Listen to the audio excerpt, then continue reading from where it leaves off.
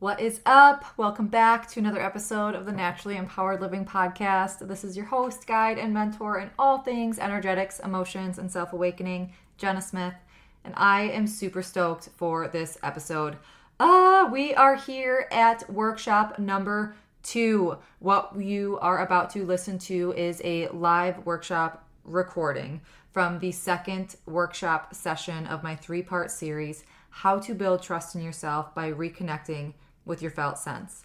Now, leading up to the first workshop in person and then after hosting that workshop, I had so many people reaching out to me asking, is there a replay? Is there a virtual option? I'm not able, to come that day. I had plans that day, or I'm not local. Like, is there a way for me to access this, virtually? And I listened. So I decided to record these sessions, this workshop, 3-part workshop, into an experience for you to experience anywhere. This is collective work wherever you are. You can take this with you. If you're, across the world, if you just wanted to listen on a walk or in your car, or maybe you don't feel comfortable coming to in-person settings, like, I got you. I got you.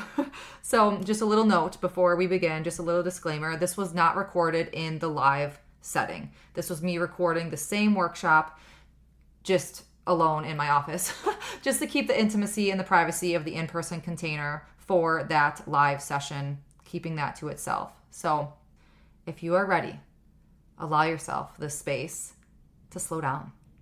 Grab a journal, get cozy.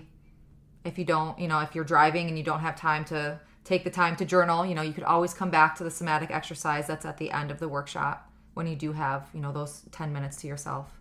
Oh, I'm just so excited. It's like a 2-part workshop, education, information in the beginning, and then that somatic piece, that experience for you to really take with you in your day-to-day life. Also, like, this is about understanding why you do what you do and starting to build that connection back to yourself.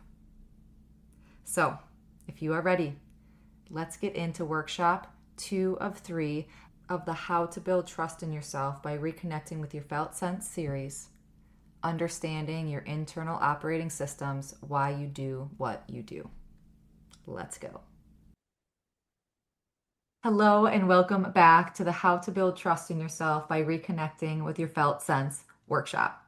This is video 2 of 3, and last time in video 1, we focused on reconnecting to our bodies, welcoming in a new cycle, a way of being without force.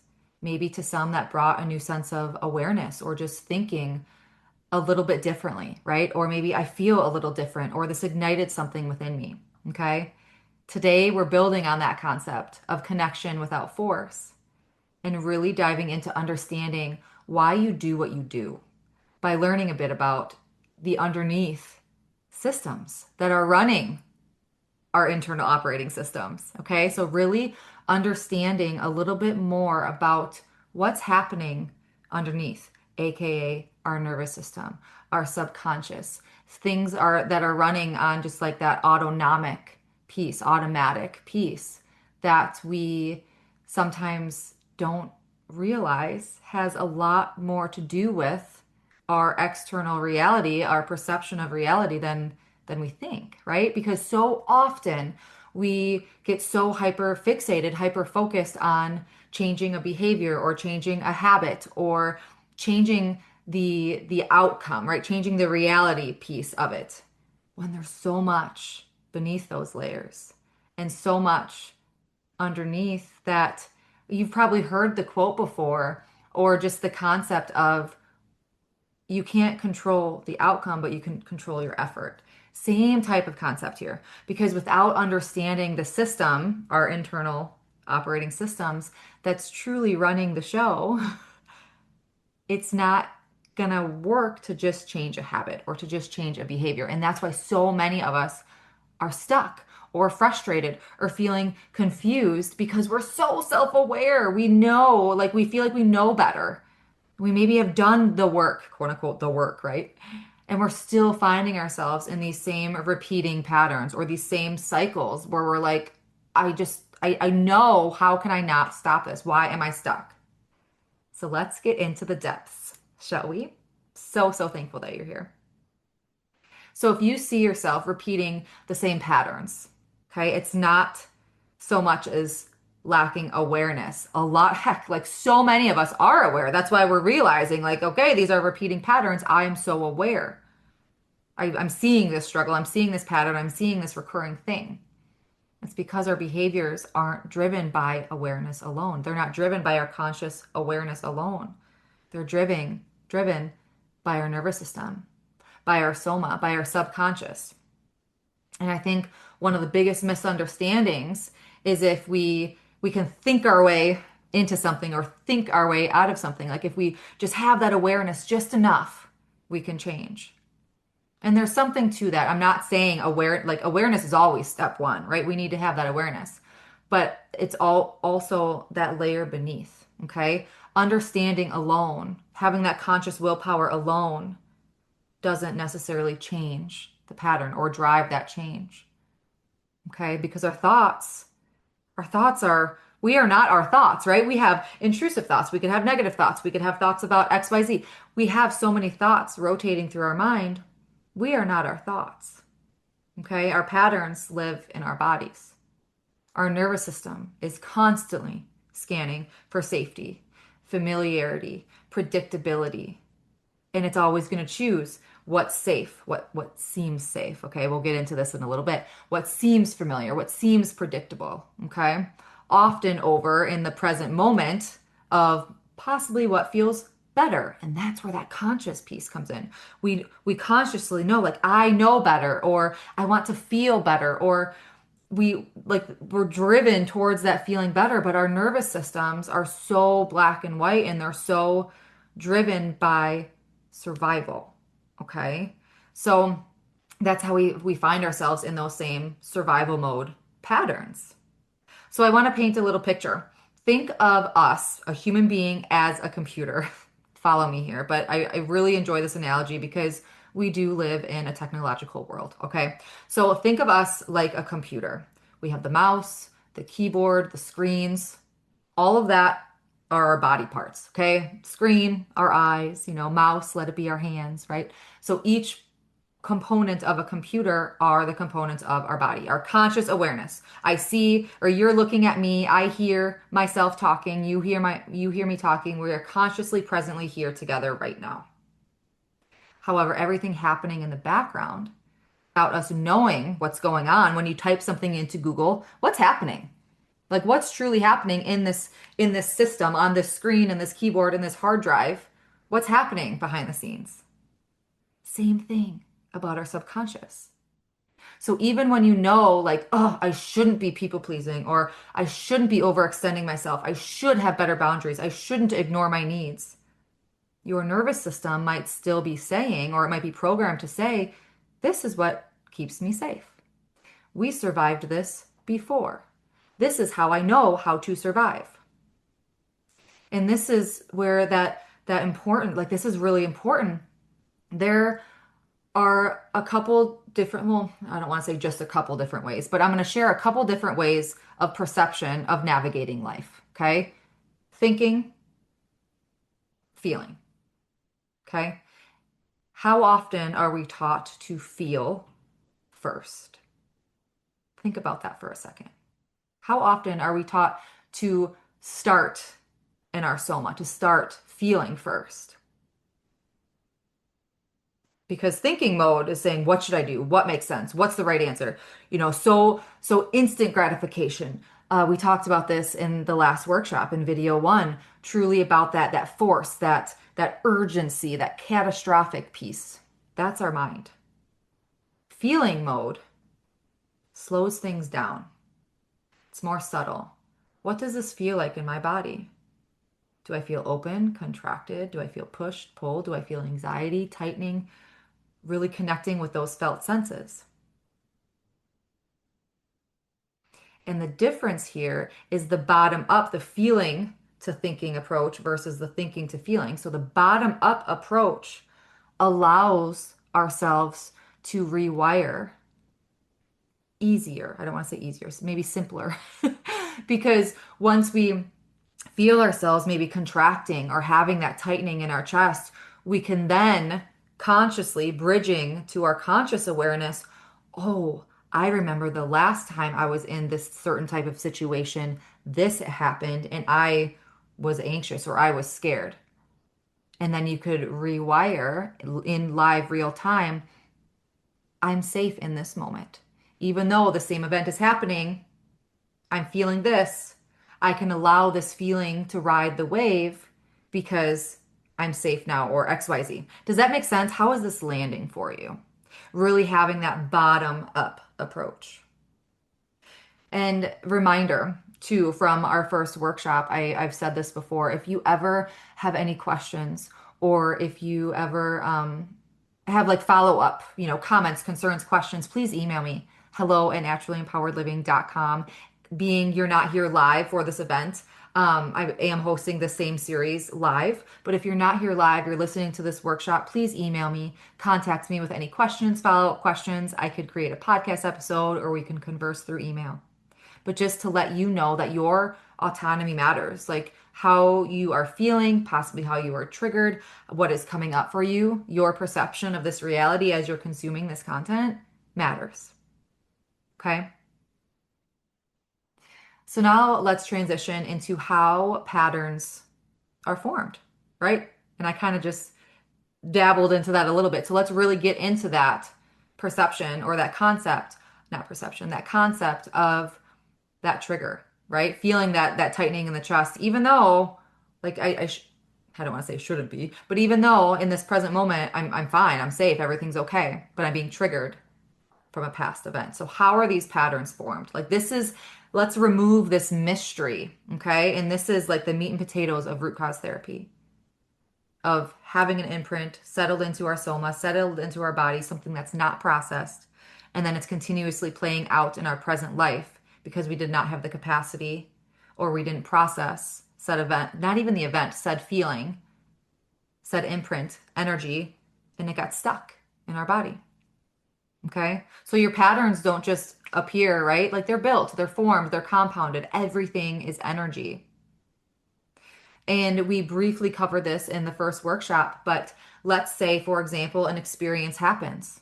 Okay. And your nervous system responds fight, flight, freeze, fawn. Your nervous system responds to said event. You feel something. We're going to stick with that chest since I keep finding myself coming to my chest. You feel something. Okay. Maybe it's that tightening in your chest. Bam, response noted. Computer, your nervous system, your computer, aka your nervous system, responds to that, notes it down, saves it. Internal dialogue. Okay. That feeling then possibly was silenced by a caretaker or distracted by something else that happened, and you were never able to finish that wave or close that loop of feeling. Maybe you were told to not be scared by some event, or and that would be an example of being silenced by a caregiver. Okay. So even though, your caregiver might be like, you're fine, you're safe, everything's okay, but you're still feeling that trigger within your body that wasn't able to be fully expressed and not able to complete its cycle. You create meaning around it. Oh, that feeling doesn't matter because, that person said I shouldn't feel this way, even though that person may have good intentions. Okay, maybe the event was safe, it's fine, but you are still feeling that, and that feeling was valid. So now the internal dialogue, the meaning that you create around that is my feelings, I don't trust my feelings. This must not be right. Or I'm wrong, and that could compound over and over and over again to turn into identities around possibly in that specific situation. If you're silenced, then maybe you have trouble communicating your needs in the future. Maybe you fall into people pleasing or, saying things that you feel other or that will be better received than speaking your truth. There's so many different variables that come into this, but your nervous system is going to repeat what kept you alive, survival in that moment, even though we know that loop wasn't able to complete, we still survived. So that is how the repeated cycle happens. So back to this computer analogy, computer is binary, 0, 1, 0, 1, black and white, yes and no. That is very much our nervous system and our subconscious. even if it thinks it's keeping us safe in the present moment because it kept us alive back in the past. It doesn't understand possibly the complexity, the bio-individuality, maybe of your present moment. Your life is different now. And your subconscious, your nervous system also doesn't know time. That's for a completely other workshop. But there's a way for you to then bring that safety back to the present moment and allow yourself to finish that loop. Okay, so let's talk some examples. So if speaking up once led to rejection, your system might learn it's safer to stay quiet. That was kind of an example that I just shared. So now, as an adult, even if you want to speak up or have an opinion about something, your nervous system remembers, that's not safe. You got silenced in the past, you got yelled at in the past, whatever that may have been, that's not safe. And this is where that self-abandonment comes in. I can't trust myself. I can't trust this feeling. This must not be right. Insert protector parts, insert protector emotions to cover that unprocessed loop. How is this landing? I know, again, we're not in person, so I hope that this is landing okay. Again, email me at any time with any questions or follow-ups. So since this loop never had a chance to complete or process, what can happen is we keep attracting or creating the same types of patterns and circumstances in our lives because our bodies always want to heal. Okay, our bodies innately want to heal. And over time, if we keep responding in the same way, it's going to compound, it's going to compound, it's going to compound. Then we physically start to feel ailments, and there's so much more complexity that comes into this. And on the flip side, we can completely shut down from life. Possibly if shame gets involved, if guilt gets involved, a lot of those heavy emotions get involved, and we could close down. We can completely shut down. That's where dissociation comes into play. All of these other personality or these traits can come into play. Hypervigilance, dissociation, okay? And all that to say, we can quote unquote clear this buildup or release this pent up, this stuck energy, these unprocessed emotions to then allow a free, open pathway for your present life emotions to flow as they are intended to, as a guidance system, as feedback when you feel an emotion in present time. I was just talking, this is kind of a tangent, but I was just talking with a client the other day about that same concept of we're feeling presently we're feeling an emotion, but we're being triggered back to a past response. And that's how we're living it out until we clear or process that past response, that past imprint, to then really open our pathways. That's why I do a lot of chakra work, a lot of energy work to open up our chakras, open up our pathways, to then allow our bodies to innately do what it's intended to do, to be a guidance system. Our emotions are feedback to our reality in the now, what is happening in the now within our lives. But a lot of times, it's being triggered by an imprint that has happened in the past because it wasn't processed in the past. So that's the tricky thing here. Like the more that we stop that emotional wave from flowing and completing within our body, that's when it begins to get compounded. And then that compounded stuck emotion creates maybe, imagine like this little orb, like this little energy orb around that emotion, maybe like a little wall to protect you. So then your behaviors, your ego, your actions, your conscious, your subconscious tries to avoid that said feeling because it wasn't safe to feel it in that moment. So it never wants to feel it again. To avoid feeling that way or re-experiencing that said trauma possibly of that imprint. So then maybe another emotion covers up that orb like anger. And that's where projection possibly can come into play. When we're being triggered, rather than feeling that hurt or that sad by a need not getting met, we are projecting out into anger. I just wanted to pause there for a minute because that's a lot. That's a lot to take in. So I also want to come at this from a different angle. Same concept, but just explained in a different way. We all live complex lives, right? We all have hardships. We all come from different upbringings, different environments, different societal atmospheres. However, we are all human. We all have emotions. We are all made up of energy. And that energy, based on our experiences and how our body is taught to process it, that that is it. That's that picture, right? So it's not necessarily an event that may traumatize us, rather how we respond to that event. And then that imprint happens based on how we responded to said event. Okay, that event overwhelmed our nervous system's capacity to process what is happening versus the event itself. So, what happened or an experience happens to two people. Same exact experience happens to two people. Okay, same exact thing. It might be traumatizing to one person, but it might not be to another because that situation alone doesn't cause the trauma. Rather, it's the energetic component that overwhelms our system's capacity to process said experience of that moment. And of course, like there's so many layers here. Obviously, certain situations, certain experiences will, yes, be traumatizing based on the complexity and severity. It will be traumatizing to everyone that experiences it, right?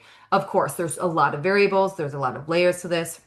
If it was a one-time occurrence, if it was a repeated event, but just to kind of bring full circle, it's not the event that is traumatizing. It is the person's capacity to process said event in that moment. And then also, if someone had a caregiver there to help them through that moment versus possibly someone not having a caregiver there to help them through that moment. And more often than not, in the collective society that we live in, we often choose to ignore or shove under the rug or suppress or repress said experiences or emotions or traumas simply because it's more comfortable. And I'm very thankful to be a voice to start normalizing that it's okay to feel your feelings. It's okay to have emotional intelligence, to start at any point in your life to build emotional development, emotional attunement. So this might lead to compounded emotions. This event, right? This event, if unprocessed, might lead to compounded emotions, stuck energies, blockages formed that interfere with our highest good, with our highest intentions, right? That's where the conscious willpower comes in. Like, I know I shouldn't be doing this, or I know I should start XYZ, or I want to feel this way, or I know I'm self-sabotaging. Our highest intentions, our highest good, it's being blocked. So avoidance, in my opinion, if your goal is to live a free, peaceful, full of love, intentional, full of gratitude, that perspective, right? Avoidance is not an option long term. Everything eventually comes to the surface. And we always have a choice to either work with it or shove it under the rug once again. And I do want to note here too, because like I said earlier, our bodies always want to heal. We innately want to heal. Even in Reiki, I am a safe space. I am a vessel. I am a channel to open the doors, to open the portals for your body to turn on its innate healing abilities. Okay? Same thing here. We always have a choice. We always have the free will. So if you're like in it, in the thick, like face down in the mud, and you're like, nope, not today, you always have the free will to do that. But just understand that your subconscious will continue to bring things up that need to be healed or worked on or processed through to align you back to your highest good, to your soul's intention, to your true innate energy. So eventually, these roots, let's call them, these imprints, they catch up to us, right? And that's a lot of the people that I work with now. Like I said, so self-aware. They are so attuned to what is happening, but the how, like it's caught up to them, and the how they just don't know how to help themselves. So we have to meet these feelings, these imprints head on, and it's not to relive said experience. It's to allow your body to process the felt experience. So the suppression, the repression, those energies exist. Those stuck energies, those stuck emotions, they exist. And they bring on the self-doubt. They bring on the self-sabotage, the efforts, just the negative efforts, let's say, that manifest within our lives, these patterns. And again, I mean, I took a pause to like, should I bring up the physical manifestation? But that is a conversation for a different day. But the embodied cognition of it all is the phenomenon where emotional and physical states are interconnected. And the way to deal with these energies, to acknowledge them, to give them the space to be seen, to be felt, to be processed, to be released, to now live fully in the present. Through this awareness, we are now returning to acceptance and compassion, to transmute and to process. But only after we allow ourselves to get to these roots, to feel these imprints, are we free to build those intentions on a sturdy foundation. That was a lot. So we're going to conclude the educational component of this workshop and now move into the somatic practice. Okay. So if you want to pause me, take a fiver. I know I'm going to keep going, but feel free at any time to pause me. And if you're ready to go ahead, we're going to do a quick somatic practice. So grab a journal, piece of paper, something to write with, and go ahead and get comfortable. Feel your feet on the ground. And if it feels good to you, go ahead and close your eyes. Take a nice, long, slow breath in, but an even longer exhale out. Just taking a few breaths here to transition into this present moment.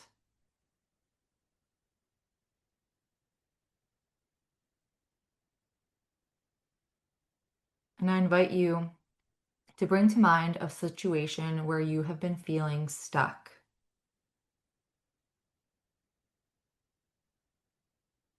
Or even a pattern that's coming to mind. Just not forcing yourself to think of what's the most overwhelming one or the worst one, quote unquote, worst one. Just the first thing that becomes present to you. Trusting that first thing that comes to you. And once it lands, rather than continuing to think about it, I want to ask your body. So go ahead and ask your body, what do I feel? And just notice what's arising. Is it a sensation, a tightness, heaviness, warmth, maybe numbness or confusion? Or maybe another thought does come in, or an image. Maybe nothing. All of this is okay. We're not forcing anything. We're just allowing. And once that feeling has dropped in, or you've been able to connect to that said feeling, wherever you're feeling it in your body, just allow that feeling to fully come to climax. Really allow it to intensify if you feel comfortable and safe for it to. Just allowing it space to be. If it's anxiety or fear, just allow yourself to really feel that visceral reaction.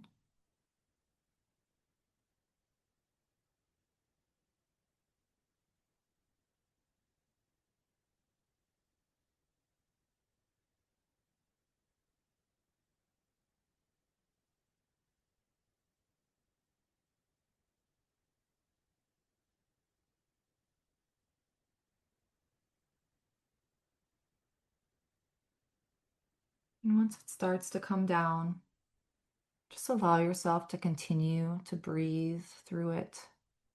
Once it reached that peak intensity, Just continue to breathe, allowing it to fully dissipate.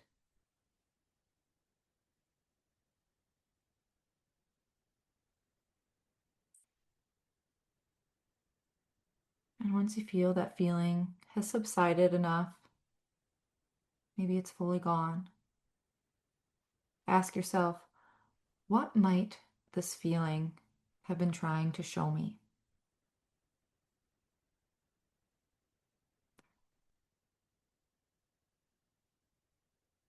What's the truth of this situation or this feeling or trigger or pattern?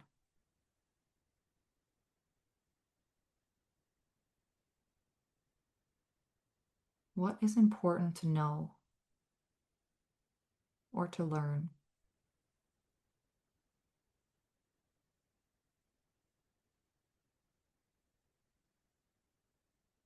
And again, we're not forcing any answers, just allowing whatever that's dropping in to come to you. Allowing that soft whisper, that intuition and higher self to come through, that emotion is processing.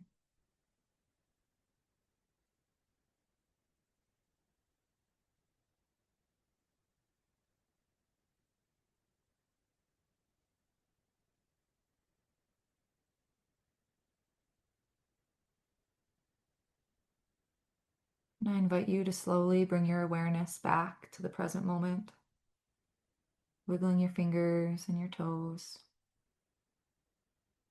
And when you're ready, you could go ahead and open your eyes and pull out your journal or your paper. Or if you just want to sit and now allow yourself to cognitively process, asking yourself, what was important to know and what did I learn? What did I notice? What came up for me?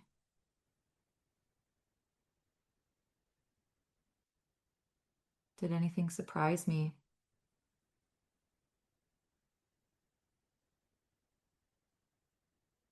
Did clarity surface after that intensity softened? And just take a few minutes here to allow yourself to be with yourself.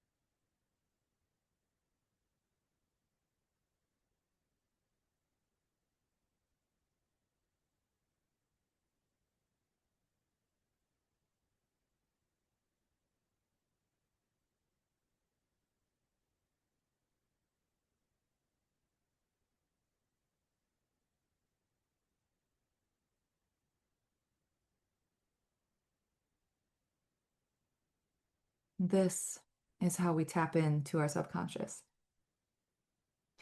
to allow ourselves to process things that have been stuck.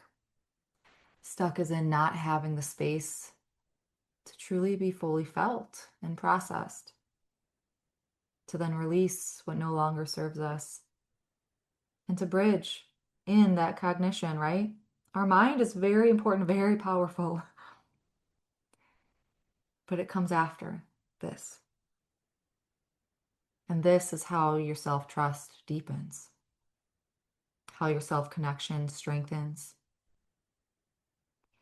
how your self-love and wholeness builds,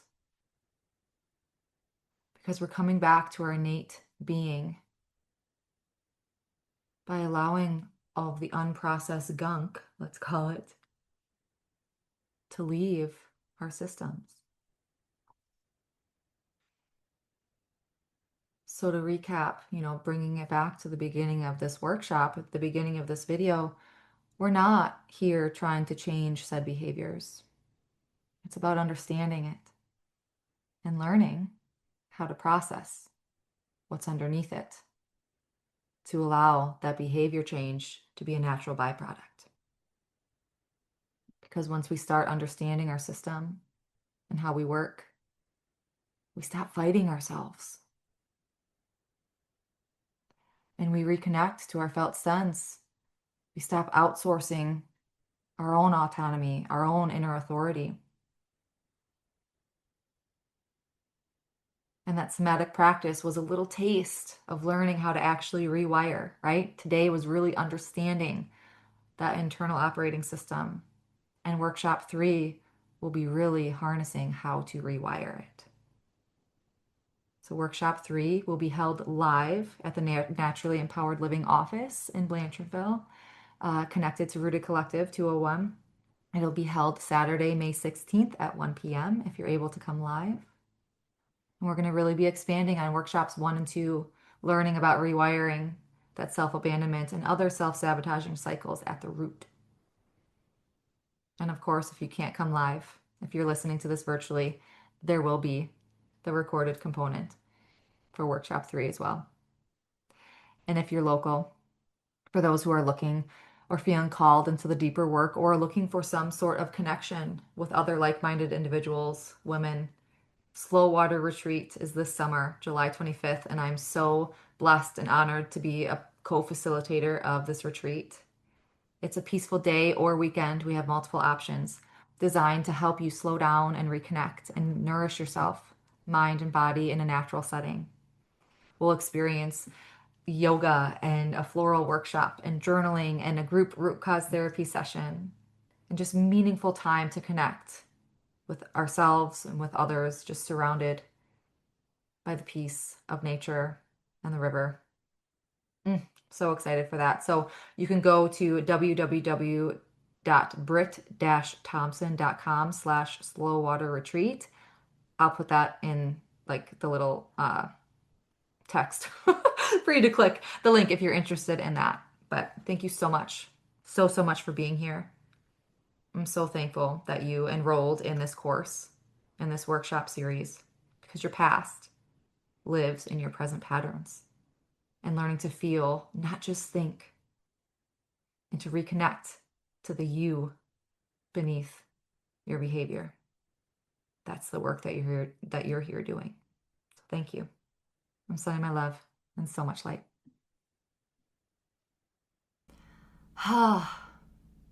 Let's just take a second. Let out a big exhale before you start, the rest of your day, transitioning to the next thing you have to do.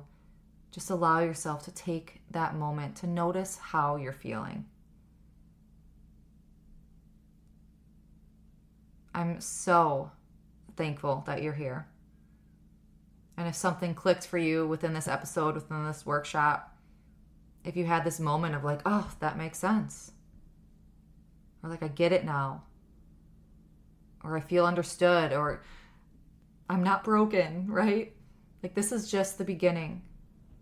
This is how self-trust actually starts to build or rebuild. So take out your calendars or just check the show notes whenever you get a chance. Workshop 3 of 3 is happening May 16th live in person at the Naturally Empowered Living office, but May 16th at 1 p.m. And we're going to take everything from the first 2 sessions and begin to actually rewire. We're going to learn how to rewire at the root. And of course, if you're not able to come live, if you're not local, there will be the virtual option if you are already registered to the How to Build Trust Within Yourself by reconnecting with your felt sense. If you're already registered for this workshop, awesome. The 3rd will drop around May 16th or a little bit after. And for those of you feeling called into the deeper, more immersive experience, if you're local or if you're willing to drive a little ways, I am co-facilitating a retreat this summer, the Slow Water Retreat on July 25th. You can make it a full weekend, but we have a full day to slow down, to reconnect, to do this work, really intentional in a supported, nurturing space.